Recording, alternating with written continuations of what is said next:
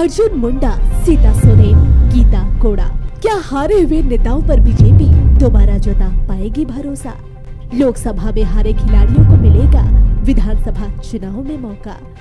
BJP ने सेंधमारी के लिए तैयार किया नया प्लान। अब हारे हुए खिलाड़ियों से तैयार होगा जीत का रथ। बीजेपी का अचूक प्लान, विपक्ष का काम होगा तमाम। नमस्कार, मैं हूं सुहाना आपके साथ और आप देख रहे हैं द न्यूज पोस्ट। आने वाले विधानसभा चुनाव को लेकर बीजेपी ने कड़ा रुख अख्तियार कर लिया है। लोकसभा चुनाव के नतीजों ने बीजेपी को झारखंड की सत्ता वापसी के लिए साफ संदेश दिया है कि इस विधानसभा चुनाव की राह आसान नहीं होने वाली। लेकिन बड़ा सवाल यहाँ ये कि क्या हारे हुए नेताओं पर बीजेपी दोबारा भरोसा जता पाएगी या फिर लोकसभा के हारे खिलाड़ियों को विधानसभा चुनाव में मौका मिलेगा? झारखंड की सत्ता की चाबी अपने हाथ में लेने के लिए बेचैन बीजेपी ने पूरा जोर लगा दिया है। झारखंड की सत्ता में वापसी के लिए बीजेपी ने 26% आदिवासी, 16% कुर्मी, 14% दलित के साथ साथ ओबीसी वोट बैंक में सेंधमारी के लिए जोरदार प्लान तैयार किया है। इस रणनीति को अंजाम देने के लिए प्रदेश अध्यक्ष बाबूलाल मरांडी के साथ साथ पूर्व केंद्रीय मंत्री सुदर्शन भगत, पूर्व सांसद सुनील सोरेन जैसे दिग्गज नेताओं के साथ साथ हालिया लोकसभा चुनाव में हारे अर्जुन मुंडा, समीर उरांव, गीता कोड़ा और सीता सोरेन जैसे नेताओं को भी चुनावी मैदान में उतारने की तैयारी में है। पर सवाल उठ रहा है कि लोकसभा चुनाव में हारे हुए खिलाड़ी क्या विधानसभा चुनाव की रेस में बीजेपी को जीत दिला पाएंगे? अर्जुन मुंडा करेंगे कमाल। अर्जुन मुंडा झारखंड में बीजेपी के बड़े आदिवासी नेता माने जाते हैं।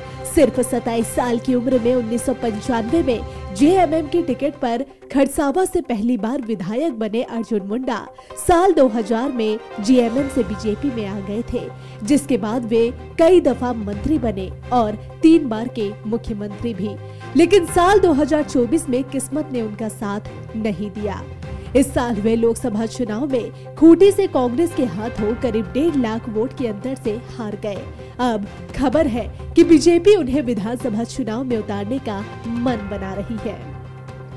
गीता कोड़ा, क्या गीता कोड़ा का चलेगा जादू? भ्रष्टाचार के आरोप में 2009 में पूर्व मुख्यमंत्री पति मधु कोड़ा के जेल जाने पर गीता कोड़ा ने राजनीति में कदम रखा था। बीजेपी ने इस साल लोकसभा चुनाव में उन्हें सिंहभूम से उम्मीदवार बनाया था। उनके चुनावी प्रचार में प्रधानमंत्री नरेंद्र मोदी भी आए। पति मधु कोड़ा ने भी पूरा जोर लगाया, लेकिन जेएमएम उम्मीदवार जोबा मांझी के हाथों बड़े अंतर से हार का मुंह देखना पड़ा। अब उनके राजनीतिक भविष्य को लेकर सवाल उठ रहे हैं, पर कहा जा रहा है कि बीजेपी उन्हें विधानसभा चुनाव के मैदान में उतारने की तैयारी कर रही है। बीते 25 वर्षों से जगन्नाथपुर विधानसभा क्षेत्र कोड़ा दंपत्ति के लिए अभेद्य किला रहा है।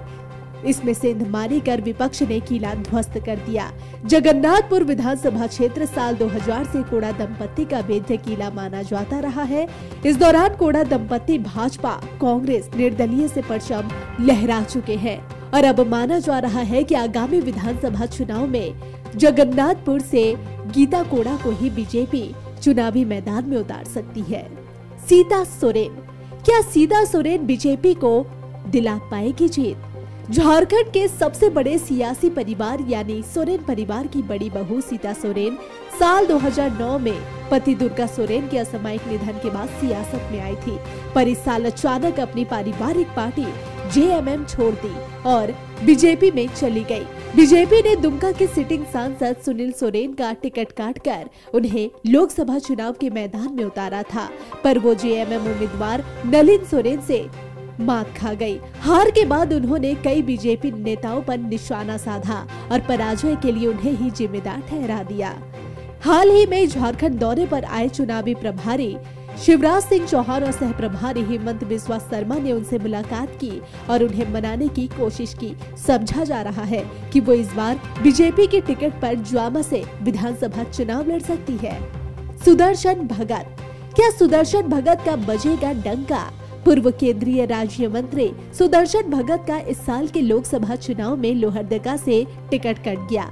इसके बावजूद लोहरदगा से बीजेपी हार गई। अब उन्हें विधानसभा चुनाव की जंग में एक बार फिर उतारने की चर्चा चल रही है। समीर उरांव, क्या कमाल करेंगे समीर उरांव। बीजेपी नेता समीर उरांव को लोहरदगा से बीजेपी के टिकट पर चुनावी मैदान में उतारा गया था, पर वो कांग्रेस से हार गए। झारखंड की सत्ता में वापसी की कोशिश कर रही बीजेपी उन्हें इस बार विधानसभा चुनाव में उतार सकती है। हालिया लोकसभा चुनाव में झारखंड की सभी आदिवासी सीटें गंवाने वाली बीजेपी आने वाले विधानसभा चुनाव से पहले डैमेज कंट्रोल करने में जुट गई है। इसके लिए आदिवासी मतदाताओं के बीच पैठ बढ़ाने का अभियान तेज कर दिया गया है। आदिवासी समुदाय के कोर इश्यू के जरिए उनसे भावनात्मक जुड़ाव बढ़ाने के रास्ते तलाशे जा रहे हैं। बीजेपी के चुनाव प्रभारी शिवराज सिंह चौहान और सह प्रभारी हिमंता बिस्वा शर्मा ने जनजाति नेताओं से मुलाकात कर उनका फीडबैक भी लिया। अब बड़े कद वाले कई आदिवासी नेताओं को आने वाले चुनाव में उम्मीदवार बनाने की तैयारी चल रही है। बीजेपी का मानना है कि इससे उनकी सीटों के साथ साथ आसपास की सीटों पर भी असर पड़ सकता है।